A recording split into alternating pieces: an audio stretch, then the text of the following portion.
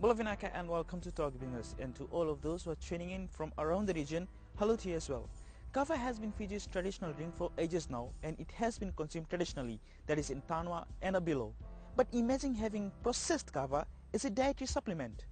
Well, tonight on the show we talk to the men behind this idea here in the old capital of Fiji, Levuka town. We take a look from the time kava is planted and its process. And could this be another economic lifeline for the small town of Levuka? All that is coming for the next half hour.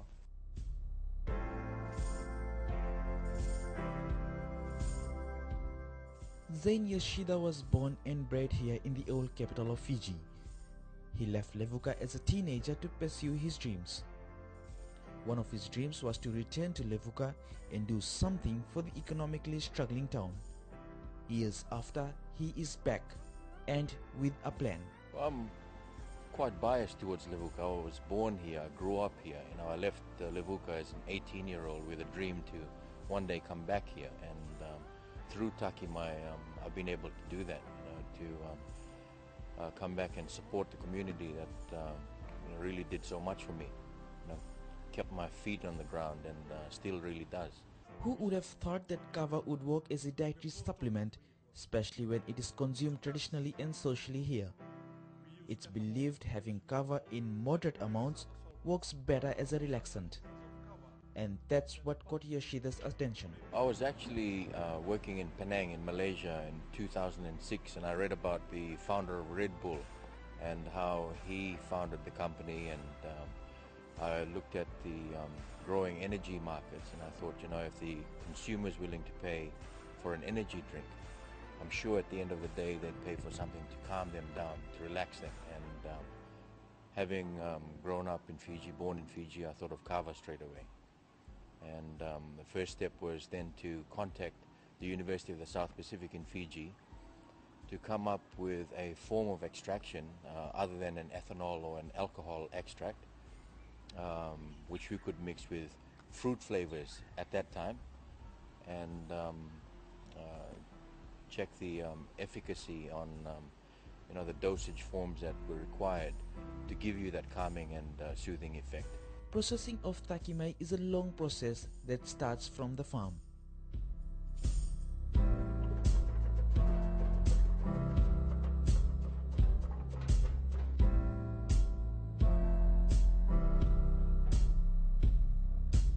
So now we take over an hour ride to one of Yoshida's biggest supplier of green kava.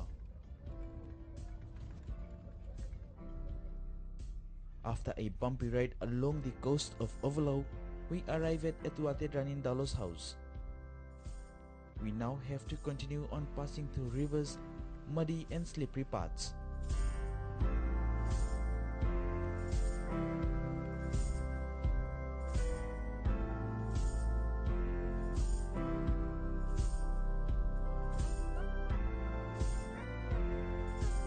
And it so happened that weather was just not on our side at all. It's Yamana farms like these that are the heartbeat of not only the kava industry, but businesses like TakiMai. Also supply to kava na also tiwugina kru wera lati musas. O tum sunga kava na undul. Unyangon. Na green utia teo chingo tinondul na kan TakiMai nga.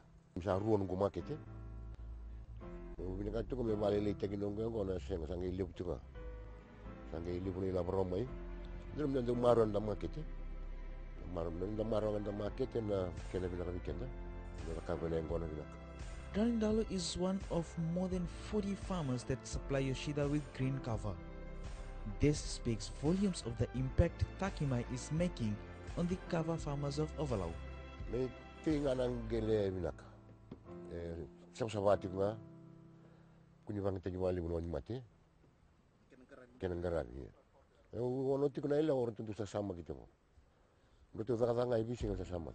Wah tak kata tili. Aku cinggo itu nembak kenanggu sama. Aku cinggo. Aku jadi mana tak kata aku sama full time farmer sana. Kau boleh itu na boleh tak kata kau mai tak kata mau. Ya anda nak kenangau na. Nula aku tiku na itu bukan ngamula aku tiku na tak kata. Yoshida directly buys kava from the farmers. Once it's taken to the factory, the processing of TakiMai begins. So what we're basically doing here is we've already processed the waka that we use, or the roots of the plant for today. So we've got some of the lewena, which is the basal stump of the plant that you can see here, that we peel first, as you can see that Setareki is working on, before we take it into the factory for further processing. Because some of the concerns that we have and some of the concerns that the WHO had was possible toxins in the skin of the kava plant. So we want to ensure that if there is a possibility of any sort of toxins in the skin or any component of the plant, that's removed before any processing, any extractions done. So what we're doing here after the cleaning stage is the cutting stage. What we do here basically is to cut down the roots and the basal stump of the plant into an acceptable size before proceeding to the next stage. It's about standardizing the whole process in manufacturing. You've got to standardize the size before you move on to the next process, so you have consistency in your inputs and your outputs. That's critical.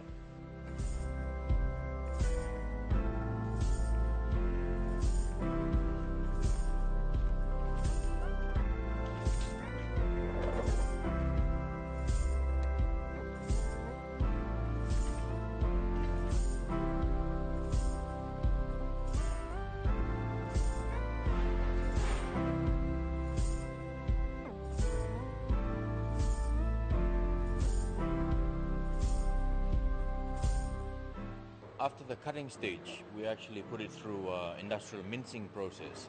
We're using different size cutting plates and cutting knives to bring it down to another consistent size that we can use at the next stage of the process, which is the extraction stage. Cutting with the lewena compared to the waka is different because of the amount of fiber in the waka and the lewena.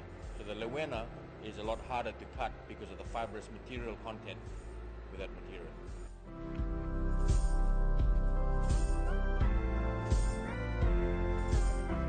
What we're doing at this stage is the extraction stage.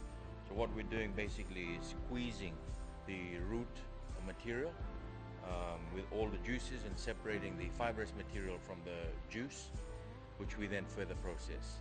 This is the desired product at this stage. The fiber of kava goes through the whole process again. The kava is now taken to a dryer, where it is dried for hours. So the last stage is the actual grinding of the kava extract that comes out of the oven down to a fine powder form that's consistent with input into our finished product at a certain micron size, and that's what we export from Fiji. Before the powdered kava leaves for the United States for flavoring and packaging, it is kept in a freezer at a high temperature to increase the product's shelf life.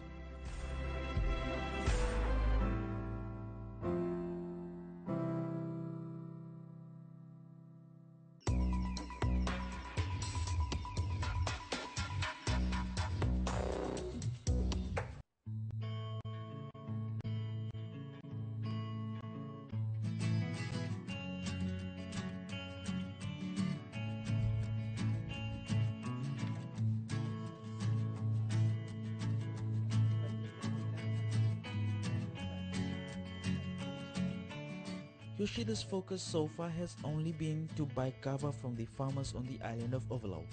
However, in doing so, Yoshida cannot afford risk compromising the quality of green kava he needs for TakiMai.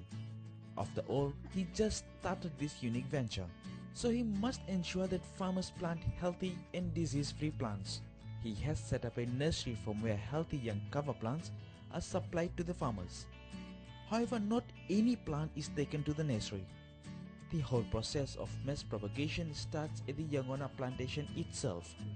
The first step is to identify a healthy plant.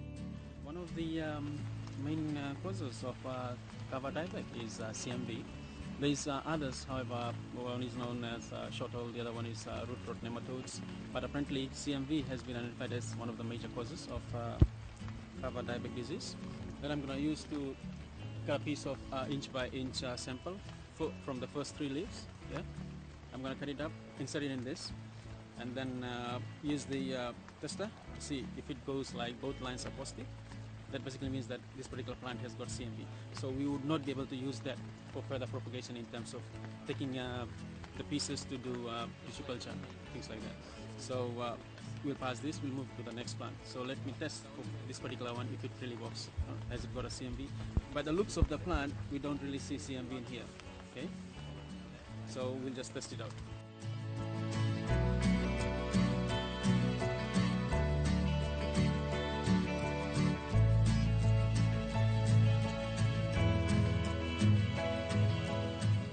Apparently, at some places, it's been determined that up to 40%, while a few other areas, it has been said that up to 60% of the population is basically wiped out just because of this cover dieback disease. Cover plant itself has derived a mechanism.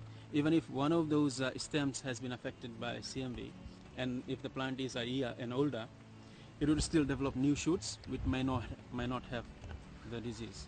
So that's something good about it. But if the plants are 1 year or younger, the whole bunch of plants may be wiped out just because of that. This process now moves to the next stage. This is basically taken, the whole piece taken to the nursery and then propagated. So once we take it to the nursery, just one of these nodes,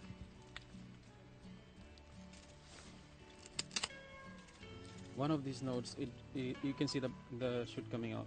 So one of these nodes is laid in a nursery. The mixture, normally people use soil, but the best mixture is 80% perlite and 20% compost.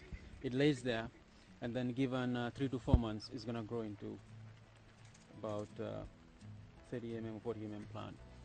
The nodes are then taken here in a nursery. So we're taking these individual kava nodes, sticking them in our potting medium, and often soaking them in a seaweed concentrate first to accelerate them. It really activates the hormones within the plant and so on. And then setting it into these plants, into these pots or propagation trays. Each tray accommodates about 36 to 42 nodes. So you can see a very small area. Potentially we have up to 42 mature kava plants within a few years. Now if you multiply that times this entire nursery, which is only one of 3, we can accommodate up to 25 to 27,000 kava plants or seedlings within this first nursery, this initial phase. From phase 1, after about 5 weeks, we go into small pots. Now we've gone from 42 nodes, germinating nodes, in a tray to 16. And again, we provide a locally sourced potting medium here. We want to ensure that it's sterile, because if we include local soils to any great extent without analyzing them first, we may be introducing nematodes. Here, we go into a larger pot. After about 3 weeks at this intermediate stage with 16 plants per tray, we go into our final tray, which has 5 to 9 pots, depending on how we squeeze them in. And again, we go into another formulation to ensure that as the plant grows, much like a child goes from being weaned off mother's milk, so to speak, into a more of a solid diet.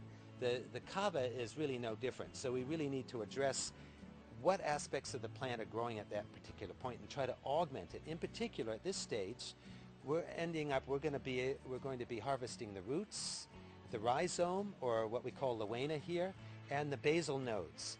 Because above that point, we don't want to consume or process any photosynthetic part of the plant. Any part of the plant that's exposed to sunlight produces certain toxins. That's why you don't have kava leaf tea. At this stage, we've got a very hardy plant that will be a full canopy of leaves to support the roots below, because there has to be a strong synergy between the leaves and the roots. And at the same time, we're hardening the plant. We're going from 70% shade here with the initial nodes to 30% shade at interval 2 in the second nursery, to the final stage where these are just about ready at 4 months to go out into the field. So the farmers get a 4 to 5 month old healthy kava plant from the nursery ready to be planted. All these are critical steps taken by TakiMai to ensure the quality of kava is maintained. So we actually work in a HACCP CGMP environment where we have standard operating procedures for everything that we do here, from the supply chain, from the farm gate, even standardizing the type of kava that we use here at the factory in the extraction process. There's consistent procedures with the operation of how we extract the active ingredients from the plant, but also in terms of our quality control.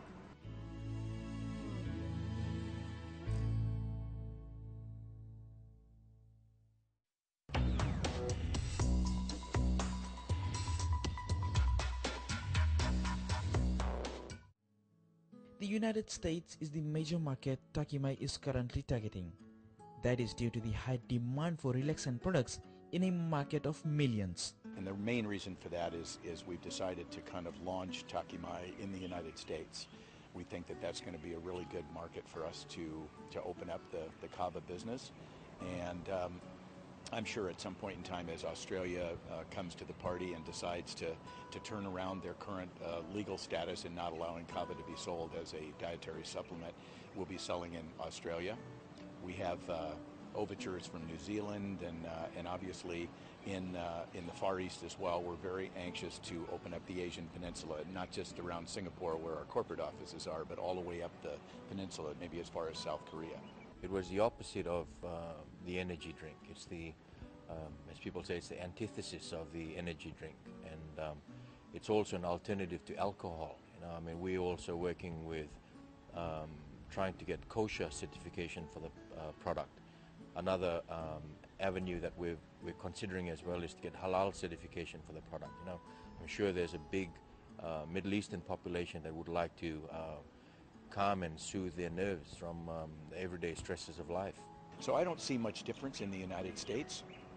Our core focus, though, is probably males first, a little bit more than females, probably 20 to 44 years old, that demographic. They will be people who are oriented towards, may have a proclivity towards anxiety or stress, as well as those that are just tired of energy drinks and energy shots, and their real interest is in just calming down a little bit at night. Some people will be using it for sleep help, you know, at night to just take a 4-ounce shot and take a deep breath, get into bed and go to sleep. And then others will use it in a social environment. That's our prediction. And maybe they'll drink 1, 2, 3 shots in an evening, which we're so excited about. It took Yoshida at least 7 years to establish TakiMai. He had to make sure he got everything right, especially the misconceptions on kava. I've been drinking kava for a very long time now. In fact, it's been 27 years now that I've been drinking kava, and I've been drinking kava on a very regular basis, and I've had no side effects. I've had no issues or health concerns with the amount of kava that I consume on a weekly basis. So it wasn't an issue for me, and it was about trying to prove to the world that kava is indeed safe. In recent years, there has been some bans overseas with using these products. Those bans have been are starting to be overturned because we're realising, or some of the countries overseas are realising that kava in itself is quite a safe product compared to some other medications. But at the same time, we have to be very vigilant in terms of increasing quality control of the quality of kava coming out of the South Pacific. And a product such as TakiMai is certainly or can be warmly supported for the work they're doing to ensure that the cultivar used, the type of kava, is of the highest quality, the manufacturing standards are also at the highest quality, and that the kava itself is being standardized. The overall consumer in the United States that falls into that category is probably 125 million people. So it's a very large group. There's 311 million people in the United States right now. So if you take out many of the young kids that are below 20 years old, you're going to take out 150 million people. And then people that are really aged or not well, I wouldn't suspect that they would be drinking TakiMai, but you never know. Since it's an all-natural product and doesn't have any drugs or deleterious ingredients in it, our flavors are all natural. We use organic cane sugar and purified water along with the kava lactones that we put in the product. So it's no one's going to get injured by drinking it. Obviously, the more you have, there can be potential consequences in terms of inebriation. People drinking too much is obviously it's a different effect, but still, if you had, for example, lots of alcohol, the more you have, the stronger the effect. But using something like TakiMai, you're looking at using, for example, a couple of bottles, which should give you a feeling of relaxation, but without some of the sort of stronger, more sedating properties if you were sort of drinking bowl after bowl in a traditional setting. TakiMai being presented as a dietary supplement, hence it is also a must that it meets respective regulations. Dietary supplements in the United States have rules and regulations around them different than pharmaceutical products. They also are in a different category than traditional food products like bottled water, as an example. So dietary supplements, the way I view them in the United States, is that the regulations around them are being scrutinized pretty well by the Federal Drug Administration, which is our overall agency that manages enforcement of labels and everything that is in nutrition or supplement facts on the side of a bottle, the traditional beverage or a food product. Yoshida has invested close to $1.5 million in his ambitious project. Assistance from the government and the Market Development Facility (MDF) through Australian aid has helped the business grow to what it is today. MDF has pumped in around $200,000 to help finance the business and has also provided technical assistance. We're looking for innovative ways to support development in Fiji's economy, particularly for investments that promote job creation and new livelihood opportunities for disadvantaged communities in rural areas and outer islands. We're obviously very proud to have supported SPE and TakiMai through the Australian-funded Market Development Facility, known as MDF. MDF is our flagship program for private sector development in Fiji, and Fiji was the first place we introduced it, so it is an important program, and I think it's been worked so well here that it has expanded. This may be just the start of the product, as future plans for TakiMai is already in place. We're also considering distribution through spa and wellness centers. We're considering health clubs. And as we grow that, of course, and understand the consistent consumer buying behavior, we'll try to grow that across other places in the United States, grow the product regionally, exporting to Australia as well, and New Zealand, and perhaps after that look at the Asian market as well. We are so proud of a homegrown boy who's come back again to put something in. Cut the next one. Is it pregnant? Why would it? But it's a matter of,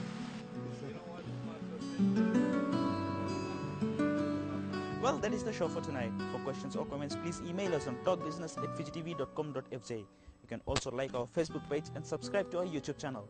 Thank you for joining us. Join us again same time next week. Until then, have a productive week.